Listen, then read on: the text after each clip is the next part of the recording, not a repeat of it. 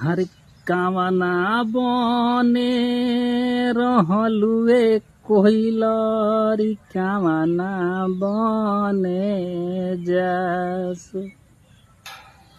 हकी कारा दुआरावाए कोइलर उछहर जास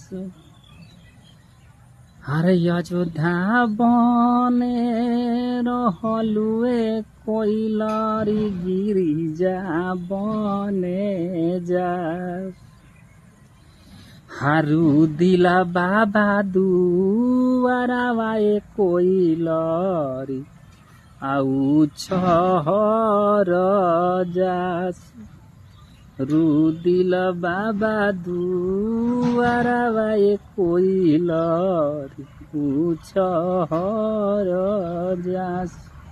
अब बताई भाई कि कोयल कहीं है कि हमें बने रहनी तो बने जाई। हाँ, अब बैल से पूछल जाए कि ये बैल तू कामना खेत में रहल कामना खेत में जोई तू बताई है कि हम 8 काठवा में रहनी है तो 12 काठवा में जाई। लेकिन का कर अभी हिंदू समाज के सभ्यता बा तेरा के निभावल जाता और कल जाता। जय भगवान, नमस्कार।